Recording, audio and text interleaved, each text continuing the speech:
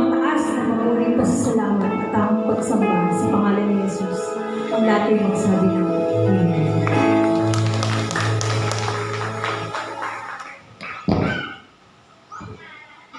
Sabay-sabay po natin basahin ang salita ng ating Panginoon mula po sa aklat ng Habakuk, Kabanata 2, mga talata 1 hanggang 4. I will climb up to my watchtower and stand at my guard post.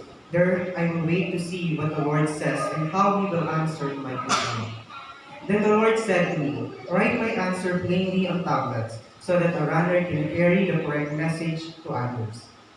This vision is for a future time. It describes the end, and it will be fulfilled. If it seems slow in coming, wait patiently, for it will surely take place. It will not be delayed. Look at the proud. They trust in themselves, and their lives are good. But the righteous will live by their faithfulness to God. Purihin ko ang pagbabasa ng salita ng ating Panginoon.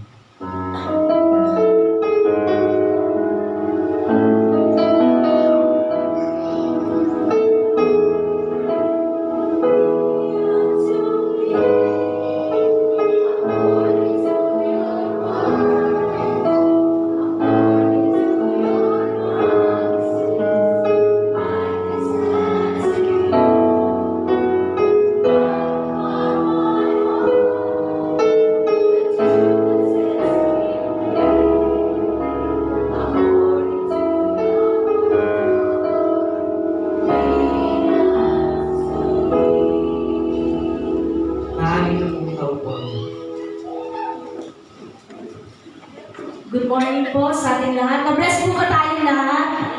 Amen. Sige nga po, pakibati nga po yung ating mga katabi na Happy Lord's Day. Happy Lord's Day po everyone. Ngayon po, mapalad po tayo dahil meron po tayong bisita. Galing po ito sa Giginto. Ano po to? Ipapakilala ko lang po sa inyo yung head namin sa M2. Yung ating macho. Pogi-pogi. Yan. Ayaw nga po yung magpakilala. Pero pinapakilala ko po sa inyo yung head to ng music team na si Pastor Daryl Buragay. Taga-Giginto po siya. Sige po, palakpakan po natin ang lingkod ng Diyos. Morning po. Sabi ko po kay ate, huwag na akong pakilala, baka ibang tao, bakit hindi naman ako yun. Una ba lang macho-macho, parang sabay agad. Bigatin. Ayun, pwede po. Bigatin po. Alam niyo, nagpapasalamat po ako sa Lord. Unang preaching ko po sa lugar na ito, yung bahay po natin dyan sa baba. Paglabas po ng bahay, makikita po natin yung, di ba mayroon parang sala kusina tayo doon. Sabi lang nila, Rix noon, kung natatandaan mo ng ilan sa kanila, kaya, o ikaw magtuturo Doon po sa lugar na maliit na yun, ilan lang tayo nung nag-umpisa. Pero kahit pa paano natapos naman natin preaching. Hindi ko na alam kung naintindihan yung pinagsasabi ko noon. Papasalamat ako sa Lord kasi yung inabutan ko noon ng simbahan, iba na sa ngayon. At I pray ko na katulad ng pag-aaral natin ngayon sa umaga na to, tayo po ay magtapos ng merong pananampalataya natin ay nandoon. Isa pong diskusyon ng isang dalawang magkaibigan kung saan ito pong kaibigan na to ay tumawag ng tulong dun sa kanyang friend. Puro kaibigan, wala kasing pangalan. Sabi niya, kaibigan, baka pwedeng makahiram ng pera. Kasi walang-wala ako, yung nanay ko may sakit. Ang sabi po ng kaibigan niya, sige tawagan mo ako mamayang gabi. Kinagabihan po, tumawag po yung kanyang kaibigan at sabi ng kaibigan niya, tumawag mamayang gabi. Wala pong sumasagot. Paulit-ulit po yung tinatawagan yung number ng kaibigan niya, pero wala pong sumasagot. Dismayado po siyang umuwi sa kanilang bahay, malungkot, masama ang loob sa kaibigan niya. At pag-uwi po niya, pagpasok niya sa pinto, nakita niya po sa ulunan ng kanyang ina yung sambag po ng gamot. Sa kanyang pagtataka, sabi niya sa kaibigan niya, sa kapatid niya, saan ang galing yung gamot na to? Sabi ng kapatid niya, hindi pa kayo nag-abot ng kaibigan mo. Galing sa rito, kinuha kanina yung reseta ni nanay, binili yung mga gamot na kailangan ni nanay. Sa kanyang nabigla siya pumunta ngayon sa sabay ng kaibigan niya, sabi niya, pre, ano nangyari? Di ba? Kanina pa kita tinatawagan, hindi ka sumasagot. At sabi po ng kaibigan niya, binenta ko kasi yung cellphone ko para may pambili ng gamot yung nanay mo. Ano pong lesson sa kwento na meron tayo ngayon? Not everyone who goes silent has abandoned you. Some are quietly working for your good behind the scene. Never mistake silence or absence. Kadalasan po, ang mga panalangin natin sa Diyos, tila walang sagot. Marami pong pangyayari sa buhay natin kung saan marami tayong bagay na hinihingi sa Lord. Pero parang tila ba nasa kisame lang ng mga bagay natin, ng mga panalangin natin. Ngayong umaga po na to, ngayon i-correct po natin yung thinking natin na ang Diyos po ay tumutugon sa mga pagtawag natin sa Kanya. Hindi po siya bingi, hindi siya bulag, at lalo kung hindi siya walang pakialam sa mga nangyari sa atin ngayon. So, bago po tayo mag-umpisa, tayo po manalangin.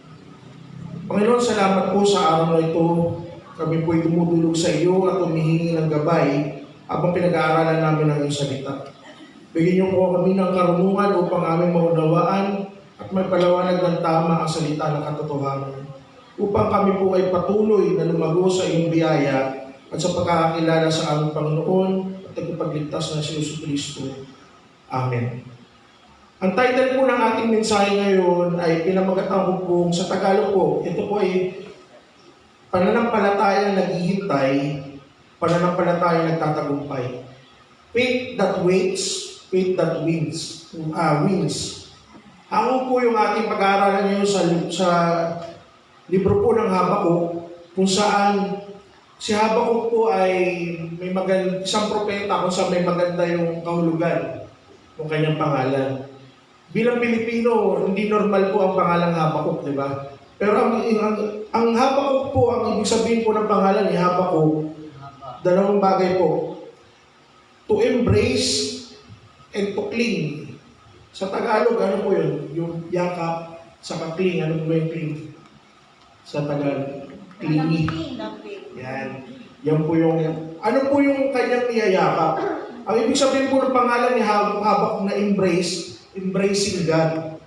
Sa pinag-aralan po natin yung kabuuan ng tatlong aklat na ito sa Bible, simula po sa chapter 1, makikita po natin dito si Habakuk po ay may complaint sa Panginoon. Isang bagay po yung pinag-usapan namin ng youth natin sa Giginto. Tinanong niya ako, Kuya, meron ba kayong, ano ba masasabi niyo sa rally-rally? Tandaan niyo po, nakaraan. Yes. Dami nagrarally. Hanggang ngayon po sa atin sa Giginto, may mga ilang pong nagrarally pa rin. Dito po, meron po ba? Ayan. Sabi niya sa akin, Kuya, ano masasabi mo sa rally? Gusto ko lang mas malaman ko ano yung side mo. Sabi ko, ginawa ang rally normal naman, basta may permit. Tama ang pagrarally, may permit. Pero nalulungkot ako, yung nagrarally sa mga nababalitaan natin sa TV, wala namang kinalaman yung truck sinira nila. Wala namang kinalaman yung establishment, pinagsisira nila. Gusto nila ng kapayapaan, pero yung action nila, mapayapa. Ito ba yung rally na gusto nila? Ito ba yung kinocomplain nila na injustices, na tama bang gawin nila itong mga bagay na to dahil kurap ang gobyerno? Dahil ito yung ginagawa ng government sa atin. Sabi ko, ito yung gusto ko i-share sa kanya. Ang basketball player po, saan siya tamang nakikita? Basketball court o sa tennis court? Basketball court. Ang tennis player, saan tamang nakikita? Sa tennis court, sa basketball court.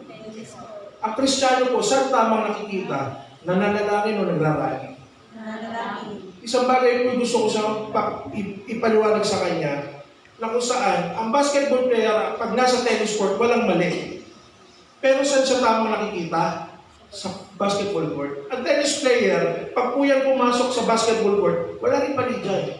Pero saan sa tama nakikita? Sa tennis court. Ang Kristiyano po saan tama nakikita? Hindi po sa rally, kundi nananalangin. Si Habakuk po sa kanyang kwento, siya po ay nagko-complain na sa maraming bagay sa kanyang lugar. Ang complaint niya po sa chapter 1, kung mababasa po natin dito, siya po ay humihingi ng tulong. Hanggang kailan ako humihingi ng tulong sa kaguluhan na ito? Humihingi po siya sa bayolenteng lugar, kung saan ano yung mga nangyayari sa kanyang bayan, at saka injustices. Violence and injustices na kung saan nararamdaman din ng Pilipinas ngayon. Alam niyo po, yung complaint na yun, hinintay po niya yung sagot ng Lord, pero ang sagot mo ng Lord sa kanya, meron akong ipapadala sa inyo. Ang complaint mo, violence, injustices, ay papadala ko sa inyo, itong mga Babylonia, itong mga Chaldeans, na sasakop sa inyo. Pangalawang complaint niya, nag-complain na naman po siya, Lord, bakit ganun? Hayaan mo ba na yung mga pinili mo, mas malulupit pa yung sasakop? Sa history po, pag tinignan natin yung mga Chaldeans o yung mga Babylonian, ang style po ng kanilang pagsakop sa mga bansa ay talaga po hindi natin masukat na magagawa nila. Parang yung mga tao, pag tinusok mo, parang fishbowl. Tanda ng pag sumuway kayo, pag nakakita tayo ng gano'n, ayaw, matatakot na tayo, ayaw na yan. Ganun po yung mga tao na sasakop sa kanila. Pangalawang complaint ni Habakuk, Lord, yan ba yung gagawin mo sa akin? Yan ba yung sasakop sa akin? Yan ba yung tugon mo sa violence, sa injustices ng bayan na to? Dalawang bagay po yung kanyang pinocomplain. Pero sa kanya pong kabila ng kanyang complaint, makikita po natin dito yung binasa natin ng verse, si Habakuk po ay, ano po yung ginawa ni Habakuk? Siya po ay tumayo sa kanyang guard post. Number 1 po, faith starts with attentiveness. Sabi po sa verse 1, I will stand at my watch and station myself on the ramparts. I will look to see that he will say to me, and what answer I'm going to give this complaint. So makikita po natin dito, meron po tayong watchtower. Tandaan po natin si Habakuk po ay isang propeta. Hindi po siya isang sundalo.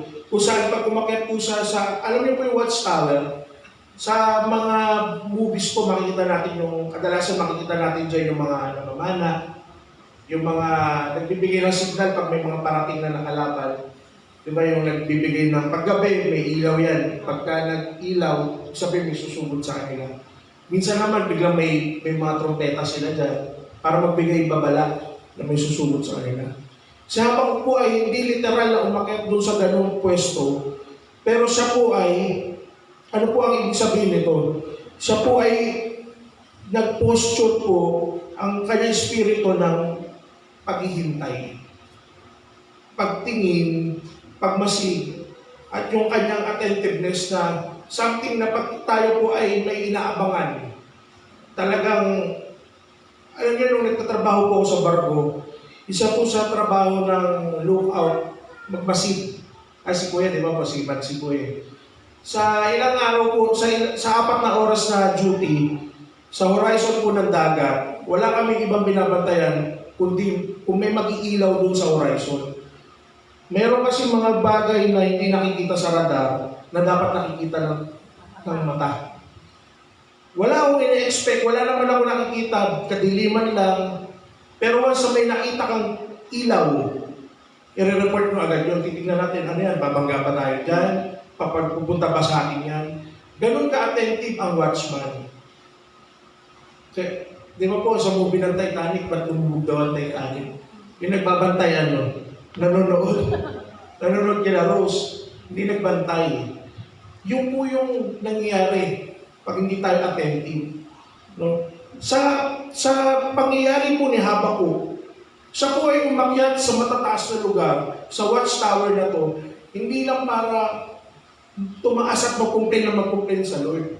Ang ginawa po niya, posture niya, Lord, ito yung complaint ko, ito yung gagawin mo sa amin, maghihintay ako sa sagot niya. Ang kanyang spiritual na katayuan po ay naging alerto po siya, attentive sa magiging sagot ng Panginoon. Makikita rin po natin dito, ito po ay isang prophetic metaphor kung saan sa kanilang mundo o sa kanilang oras, ang watchtower po ay common na alam ng mga tao. Kasi sa lugar po nila, kung saan yung oras nila, talagang uso ang digmaan. Mapayapa ka ngayon, tapos maya-maya lang may kalaban ka na naman. Kaya walang lugar na walang pader at walang watch, nakikita niyo po ba na, yung mga, sa mga sundalo natin, meron din yung mga watchtower. Nakikita natin, may post na kung saan mas mataas doon sa lupa para nakikita nila yung surrounding nila. Alam niyo po, ginamit din po ng ilang mga propeta natin dito sa Isaiah. Sa Isaiah po, sabi po dito, ito po yung ginawa ni Isaiah bilang, ano ba sa Tagalog ng vigilance? Mga taong labas, parang mga Vigilante. Vigilante, mga gante. So, siya po ay, si Isaiah po, ay parang watchtower din na talaga po alerto siyang nagmamasid sa sasabihin ng Panginoon. At faithful po siya naghihintay. Sabi po doon sa text natin sa Isaiah 2, verse 6 to 8, pag po binasa natin doon, araw-gabi ako'y naghihintay. Tapat dapat siya naghihintay. Faithful siya naghihintay araw at gabi kasi pag ikaw ay umaga lang, naghihintay sa sagot ng Lord, hindi ka tapat nun. Pag naman gabi lang, hindi ka rin tapat nun. Kasi ang sabi sa kanya, araw-gabi. Parang kantan, araw-gabi. Araw-gabi, hinihintay niya po kung ano yung makikita niya at papakita sa kanya ng Panginoon. At tapat niyang sasabihin ito sa mga tao. Makikita rin po natin ito ginawa ni Ezekiel. Si Ezekiel po ay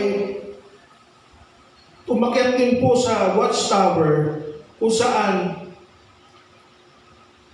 ito po ay naging, ang utos po sa kanya kasi, ang pinakita sa kanya ng Diyos, kasalanan, pag ang nagbabantay sa watchtower, umihip ng trompeta, at ang nakarinig nito ay binaliwala, namatay sa pagsugod ng kalaban. Yung watchman, walang kasalanan, kasi ginawa niya yung duty niya. Pero pag ang tao namatay, dahil sa pagsugod ng kalaban, dahil hindi niya nagawa yung yung part niya. Yes. Hindi niya na-alerto yung kasalanan niya. Ngayon po, si Ezekiel po ay binigyan siya ng maging accountable ka. Pagka naghintay ka ng gusto sabihin ng Diyos sa'yo, accountable ka dyan na sabihin sa mga tao. At pangatlo po, makikita po natin dito yung kay Habakuk. Kung paano po yung pag-akit niya sa watchtower, kanya-kanya silang ginagawa, di ba? Isa naghihintay ng may katapatan. Isa naghihintay na accountable siya na anong mangyari, yari ako. Kailangan maging accountable ako. Si Habakuk po ay hindi lang po siya tapat na naghihintay, pero siya po ay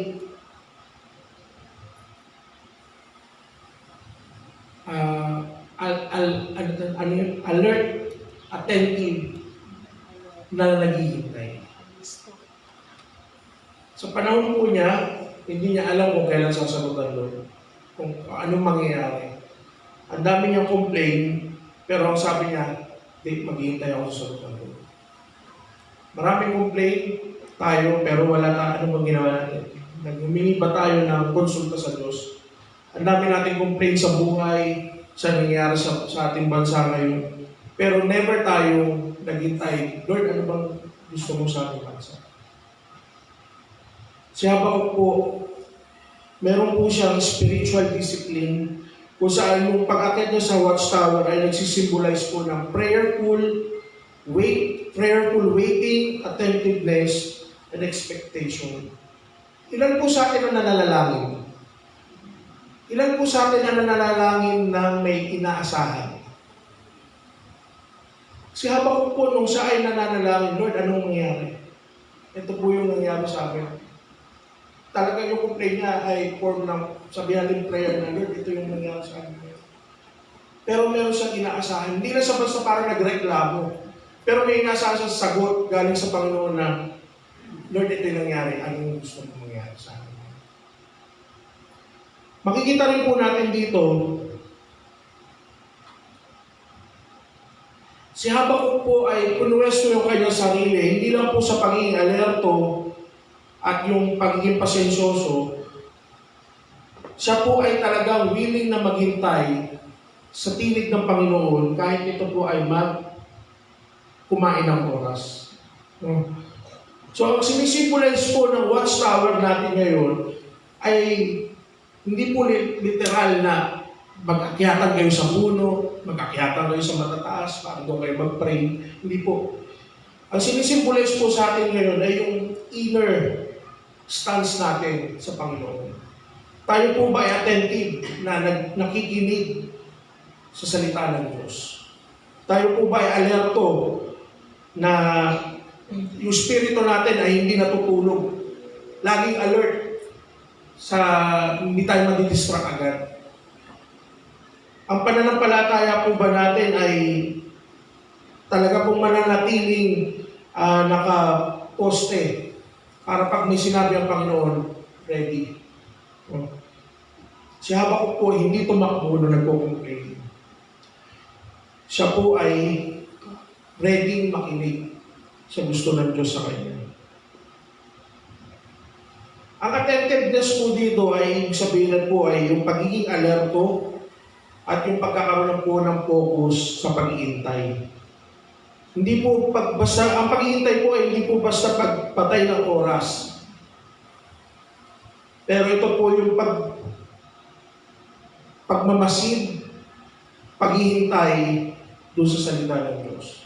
Hindi tayo naghihintay lang na ako duty ko 4 na oras. May nahintay ako something na dumating para malusog. Inuubos ko na yung 4 na oras ko.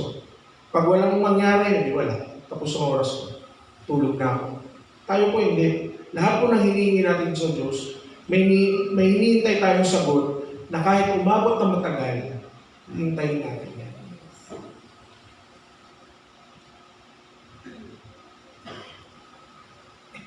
Faith begins not by doing something grand, but by listening carefully for what God will say. Ang pananampalataya po natin, hindi kailangan may gawin kang sobrang ingrande. Pero ma-exercise po natin ang pananampalataya natin kung tayo po ay makikinig, maigi sa salita ng Diyos. Before faith can walk, faith must listen. Before faith can win, faith must wait.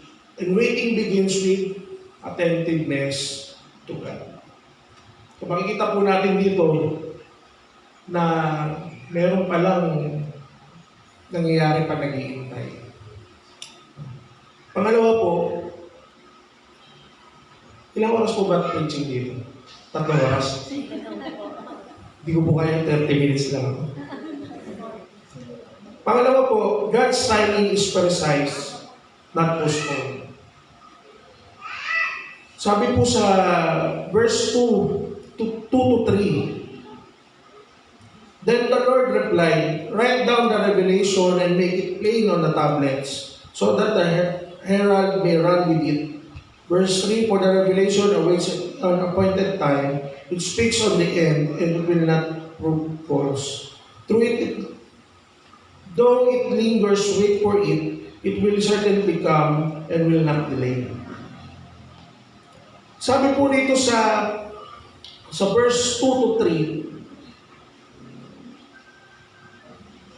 nung sinabihan po si Habakuk nung vision ng Panginoon na pinasulat sa tablet. No, nung binabasa ko po ito, sabi ko, ito yung sagot para sa tao siguro doon. Bakit kailangan pang isulat sa tablet? Pwede naman sabihin na lang, ito sabi ng Panginoon. Pero bakit pinasulat pa po sa tablet? Hindi ko po nakita na ang sagot pala ng Lord ay hindi lang para sa generation nila Habakuk, pero from generations to generations. Kaya yung pinapasabi ng Diyos kay Habakuk, pinasulat maigi sa tablet. Kasi yung generation niya, hanggang sa mga generation na susunod, maigi nila at maayos nilang mababasa yung vision ng Panginoon para sa kanila. No? Sabi po doon sa Hebrew, ang Hebrew word po, pag sinabi nilang appointed time, ito po ay nangangahulugan ng divine appointment. Ang turo po minsan sa divine appointment, maririnig natin sa mga funeral service. Ang divine appointment, kung saan ang appointment natin sa lupa, magpapadoktor ka, may appointment ka sa dentista, sa kahit anong appointment mo dyan, pwede makansela. Wala yung doktor, wala yung kausap mo, biglang bumagyo, biglang something para makansel. Pwede makansela. Pero pag sinabi po natin divine appointment, wala pong pwedeng mag-cancel na. Sinabi po dito sa Habakuk, yung appointment na to, sabi madidelay ng konti pero magkakatotoo. No? Ang ginamit po ng mga Hebrew dito na sinet po nila na ito po ay divine appointment. Kailan? Hindi namin alam. Pero mangyayari yan. Kasi divine appointment yan. Sabi po, God is not operating on human clocks or deadlines. He is outside of time, yet He works perfectly within time. Alam niyo po ba yung pinagkaiba ng Kairos at sa Chronos? Ang salita pong Kairos, ang ibig sabihin po ng Chronos, muna tayo. Ang Chronos po ay oras. Ano po ba ang oras natin ngayon? Anong petsa, anong taon, ilang segundo, ilang minuto. Yan po yung Chronos na pinag-uusapan natin. In short, ang sample po ng Chronos natin ngayon, anong oras ngayon? 8:47. Chronos yan. At ano po ang ibig sabihin ng Kairos? Ang Kairos po ay tinatawag na divine appointment. Ito po ay oras ng Diyos kung saan yung oras niya, hindi mo pwedeng ilagay yung Chronos natin doon. Kasi magkaiba tayo. Sa banal na kasulatan, ang isang minuto o isang segundo sa atin, bilyon taon na sa Diyos. Mahaba sa Kanya.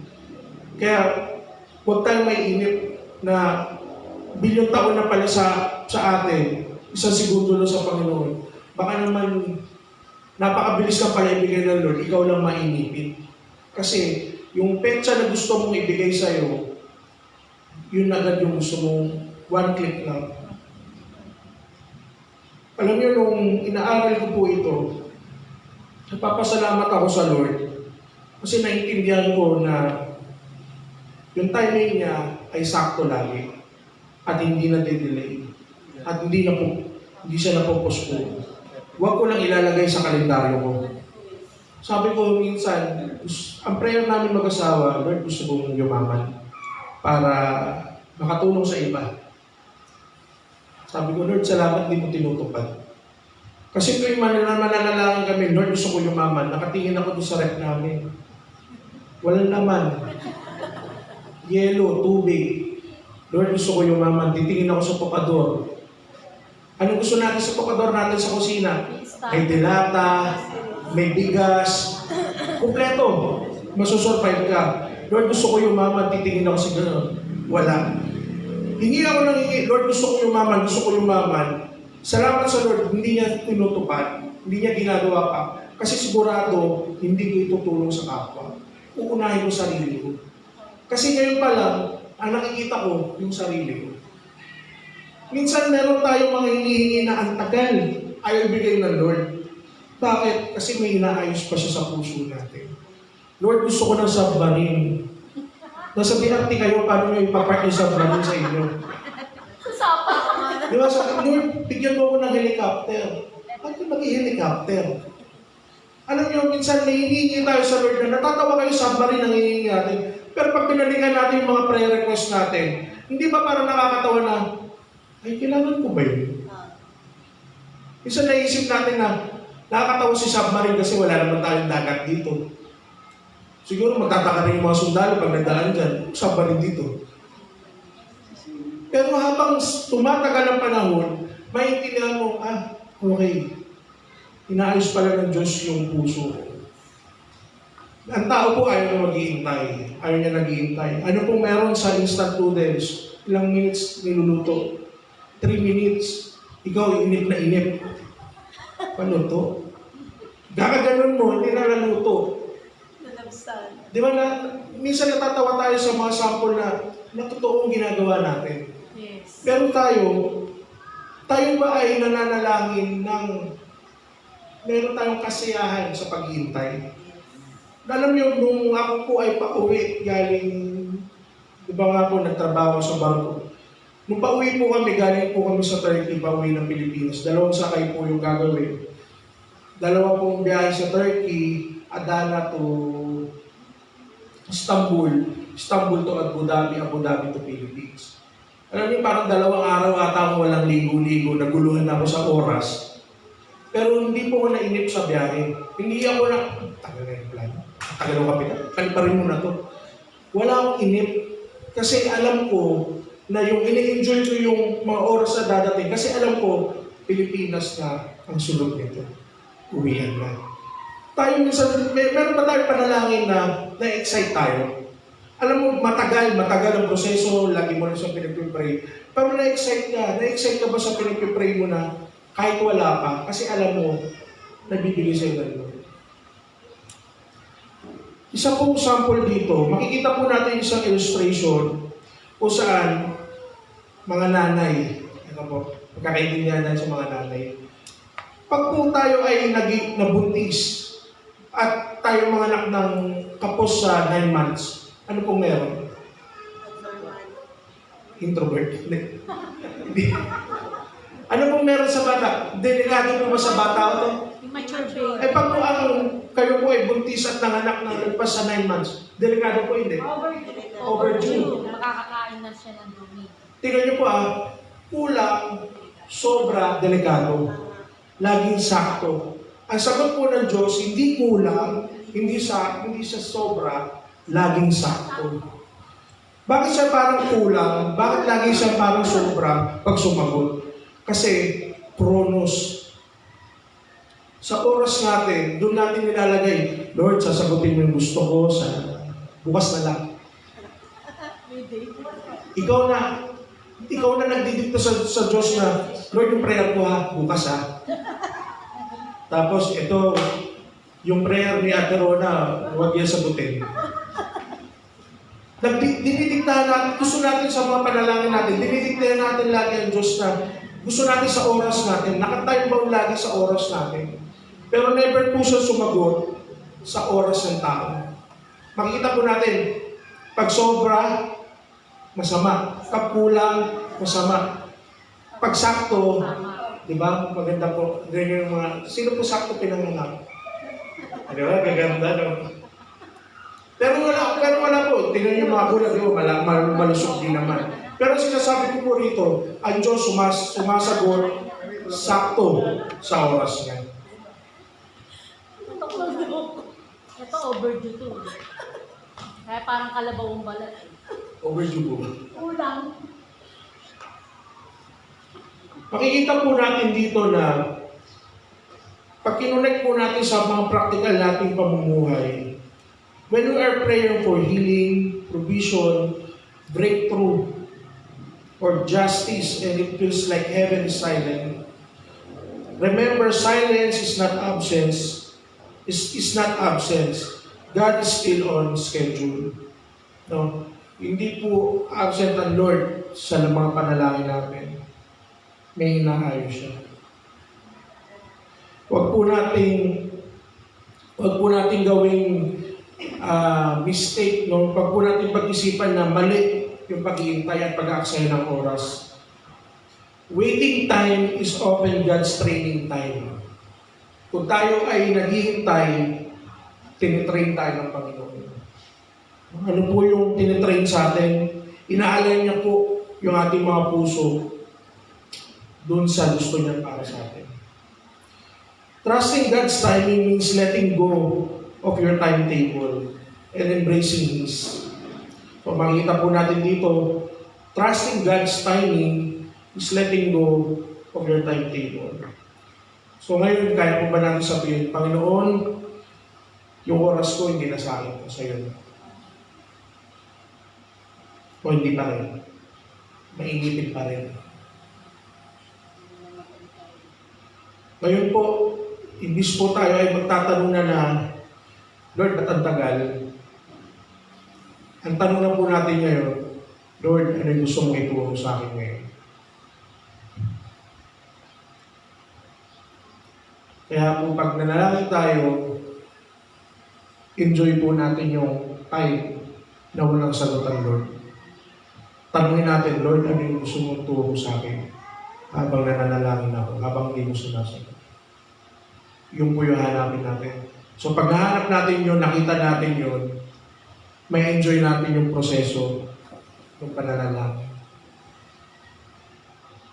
Pangatlo po, walking by faith, not by pride. Iba na po, no? Walk by faith, not by sight po yun, di ba? Ito po ay walking by faith, not by pride. Sa verse 4, see the enemy is puffed up, his desire are not upright, but the righteous person will live by faith, faithfulness, his faithfulness. Sabi ko po kanina, dalawang bagay po yung pangalan ni Habakkuk. Embracing God, sa dami niyang tanong, wala po siyang ibang ginawa kundi yumakap sa pananampalataya sa Panginoon. Actually, ang sabi po dito sa chapter 3, verse 17, though the fig tree does not bud, and the tree, that there are no grapes on the vines, though the olive crop fails, and the fields produce no food, there are no sheep in the pen, and the cattle is in the stall, yet I will rejoice in the Lord, I will be joyful in God, my Savior. Lahat wala, pero magagalak pa rin ako sa Panginoon. Yan po ang pangalan ni Habakkuk. Niyakap niya yung pagiging, yung pananampalataya niya, kahit wala, Lord, kahit wala itong mga to sa'yo. Yung isang pangalan niya, ano, tukling. Pag po sinabing tukling, alam niyo po sa verse 4, makikita natin dito, yung pinaka-sentro, yung pinaka-puso ng libro ng Habakkuk. Kung saan, ang sabi po sa libro, the righteous will live by faith. No? The righteous person will live by his faithfulness. Dito po sa Bible na binabasa. Sa lahat po ng chapter 1, 2, and 3 ng kabuuan ng Habakkuk na libro, ito po yung sentro ng ating pinag-uusapan, ng ating pananampalataya. Walking by faith, not by sight. Pinapakita po sa atin dito, sa Tagalog, pag binasa po natin dito, open ko lang po yung Bible ng Tagalog.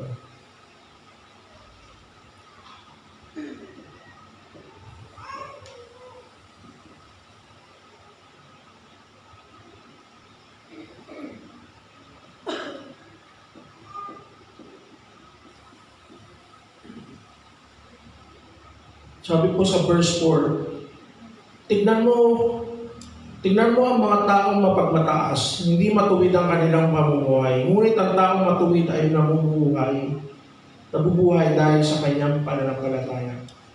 Ilang tao po yung hinahalin tulad sa verse 4? Taong mapagmataas.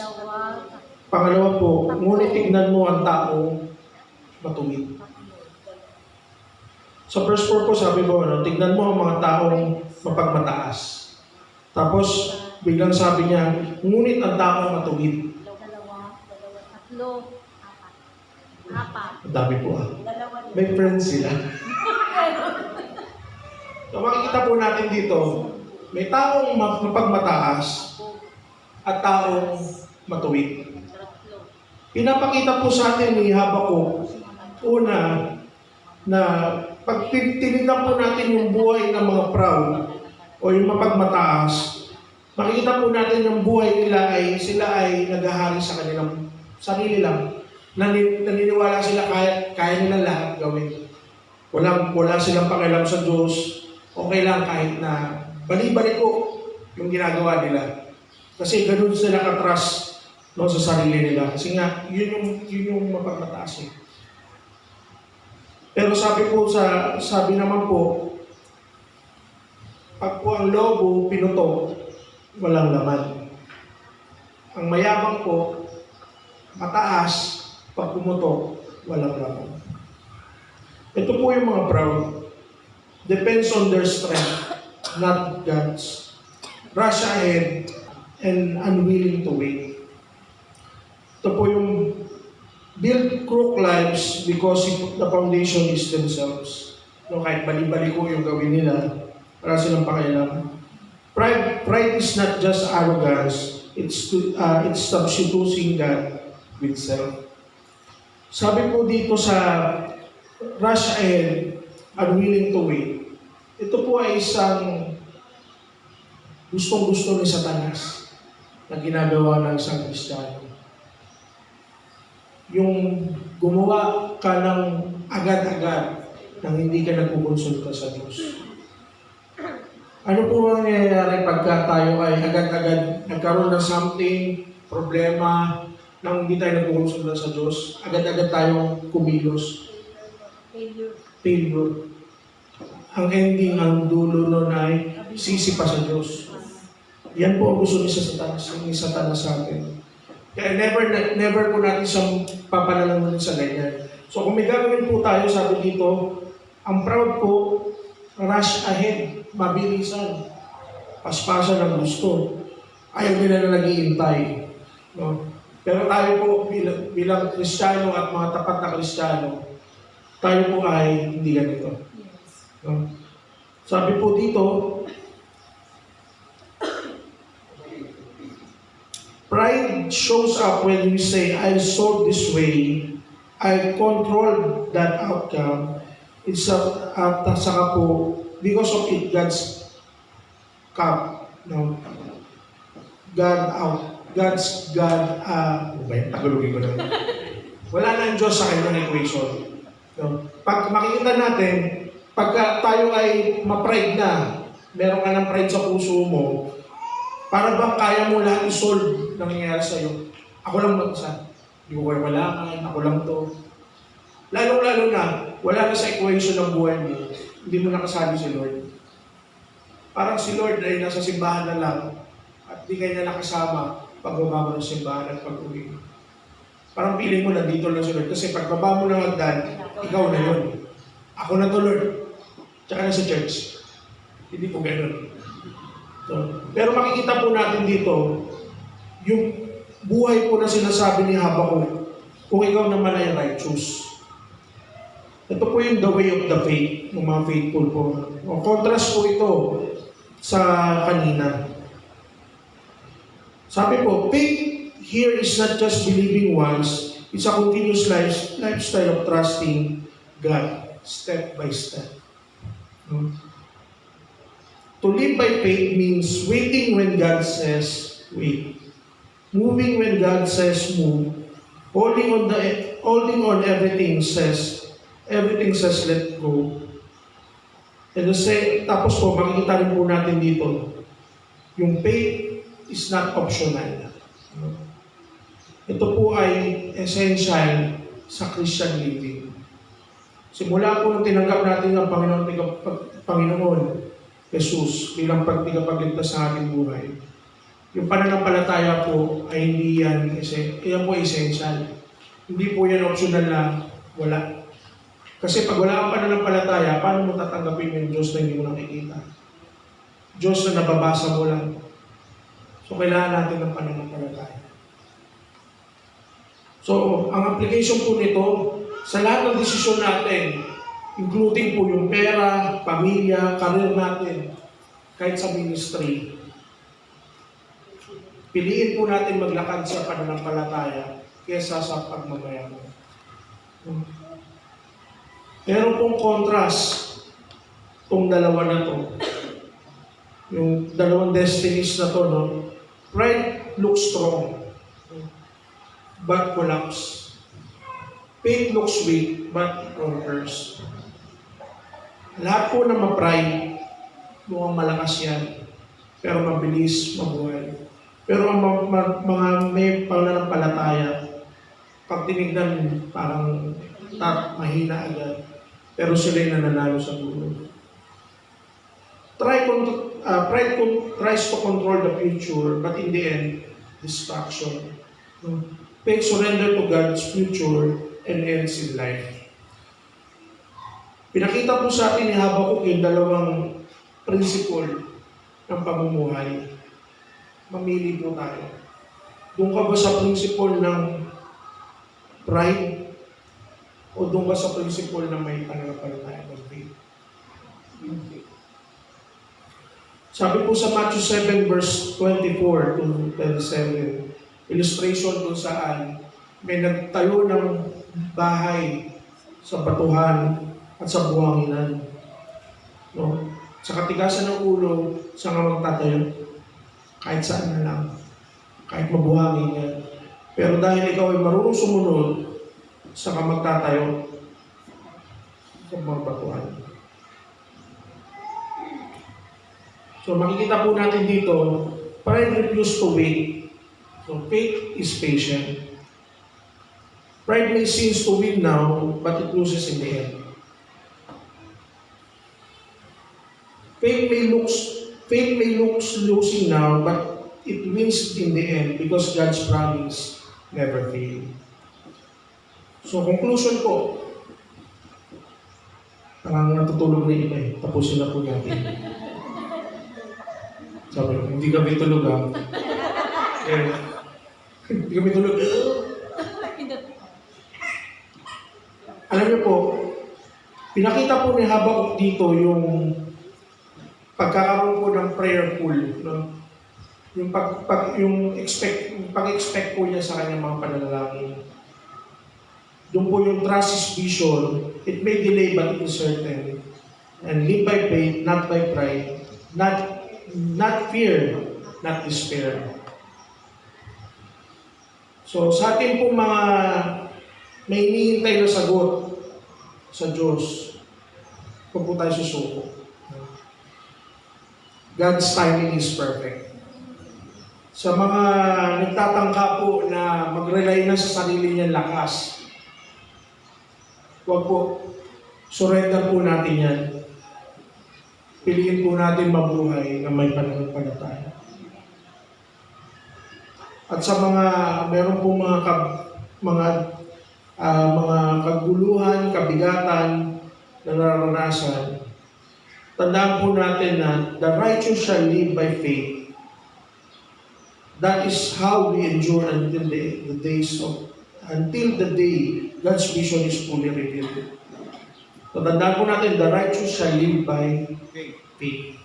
So kung tayo po ay may kabigatan, may kaguluhan sa isipan, maging paalala po sa atin yung pananampalataya natin. So when life feels unjust, and God seems silent, the righteous endure not by pride or sight, but by the steadfast faith in His promise. Sa kabuuan po natin pinag-usapan, makikita po natin yung lahat ng complaint ni Habakuk, hinintay niya na may pananampalataya. Sa lahat po ng ating pinapanalangin, hiningi sa Diyos, hintayin po natin na may pananampalataya. Tayo po ay magtapos sa panalangin. Panginoon, salamat po sa mga paalala mo sa amin sa libro ng Habakuk. Turuan mo kami maging faithful na naghihintay, Panginoon, sa mga sagot mo sa aming mga panalangin. Mga tanong sa aming bansa, mga tanong na sa aming pamilya, negosyo, pag-aaral, sa aming personal na buhay. Mga tanong na bakit nangyari ito. Dalangin ko, Panginoon, na matyaga namin hintayin yung mga sagot mo. At habang sa mga panalangin namin na kami ay naghihintay at wala kang sagot, ma-enjoy namin, Panginoon, yung proseso ng pag-aayos mo sa aming isip, sa aming puso. Tulungan mo kami maalay ng aming puso at isipan sa nais mo sa aming mga buhay. Nawa, Panginoon, sa mga pag-aaralan namin, may sa buhay namin ito, hindi kami magpadalos-dalos sa aming mga desisyon sa buhay, sa aming pamilya, sa aming karir, sa paggastos namin sa aming mga salapi. Nawa, Panginoon, lahat ng ito ay nakaayon, Panginoon, na ini-include ka namin sa mga bagay na ito.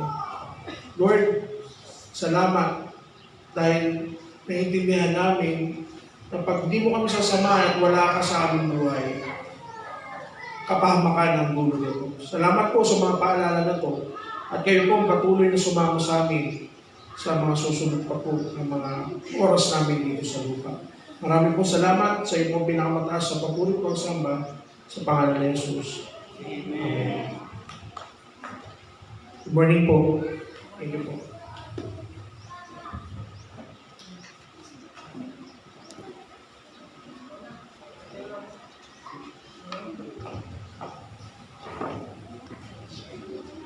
Sige po, tumayo po tayo sa nagbibigay. Kung meron po kayong mga Bible or Bible app, makibukas po kayo sa aklat ng Lucas 6 verse 38. Ang sabi po dito ay, magbigay kayo upang bigyan din kayo ng Diyos.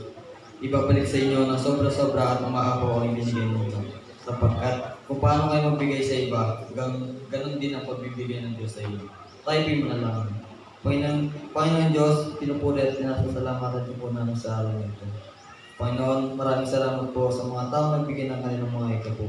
Panginoon, dalangin po na ang mga taong nagbigay ay pagpalain niyo po sila at ibalik niyo po sa kanila ng siksik, liglig at umaapaw.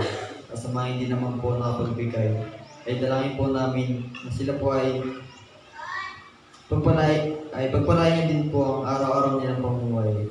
At sa mga wala naman pong trabaho, ay dalangin po namin na sila po ay magkatrabaho upang sa mga susunod ay mapagbigyan natin po sila sa inyo. Panginoon, ito lamang po ang aming panalangin in Jesus' name. Amen.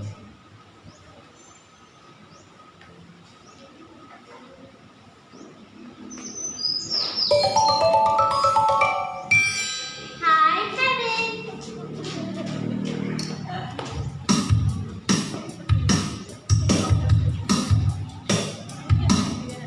This little light of mine, I'm gonna let it shine. This little light of mine, I'm gonna let it shine. This little light of mine, I'm gonna let it shine. Let it shine, let it shine, let it shine. This little light of mine, I'm gonna let it shine. This little light of mine, I'm gonna let it shine. This little light of mine, I'm gonna let it shine. Let it shine, let it shine, let it shine.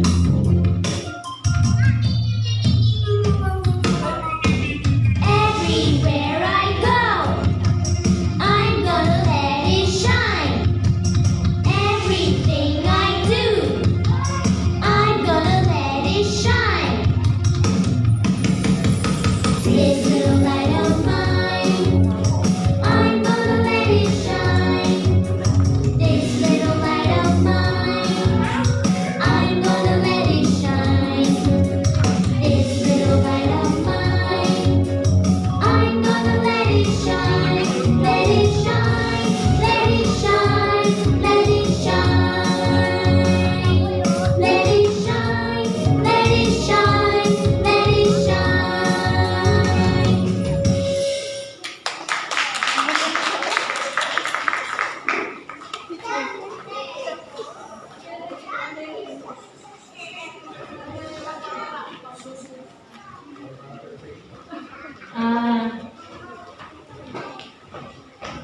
Yung table, na.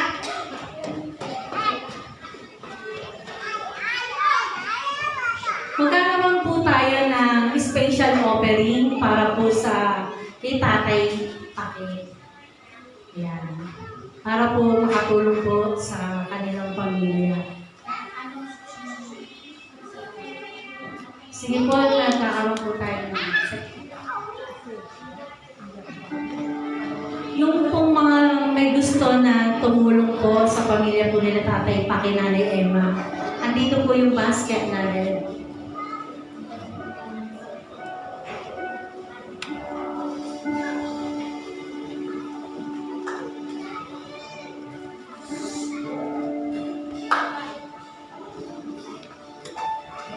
Sa mapagpalang umaga po sa ating lahat, maaari na po tayo tayo lahat.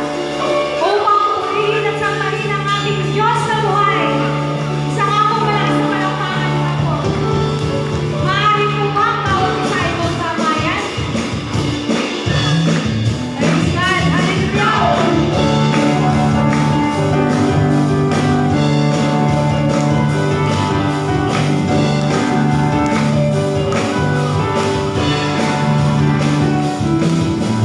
Nananaw ang iyong kabutihan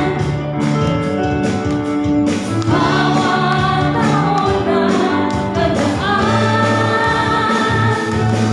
At kahit na ako ay nagkukulang, biyaya mo'y umaapaw, hindi mo pinagbilang. Bawat sulong man ay tandaan, hindi mag-aalinlangan. Aking napatunayan, iyong kabutihan. Jesus, ika'y kapag-kailanman. Aawit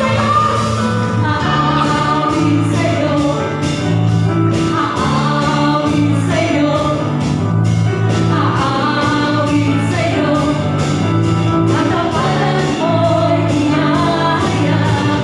Sasayaw sa'yo, sayaw sa'yo, sasayaw sa'yo, sasayaw sa'yo, katapanan mo'y ihahayag. Magpupuri sa'yo, magpupuri sa'yo, magpupuri sa'yo, katapanan mo'y ihahayag.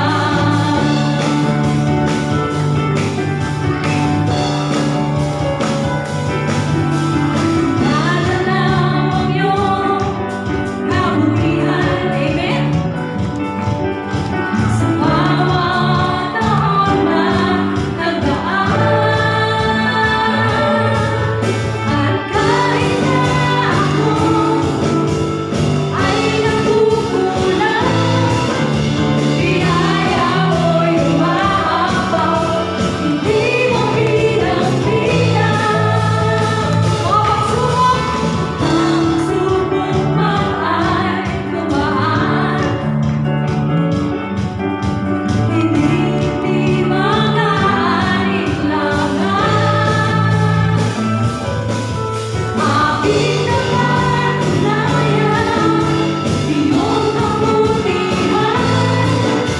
Jesus, ika'y kapag-kailanman. Minsan aawit sa'yo, aawit sa'yo, aawit sa'yo, aawit sa'yo, katapanan mo'y ihahayag.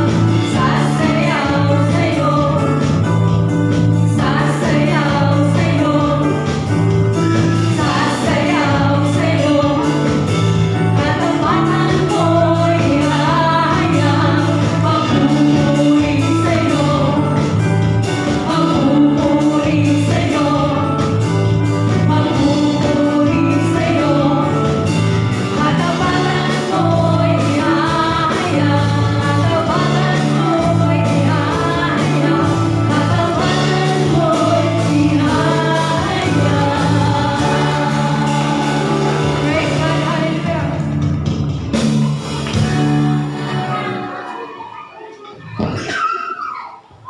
Sige po, makakaupo na po ang lahat. Meron lang po tayong ilang anak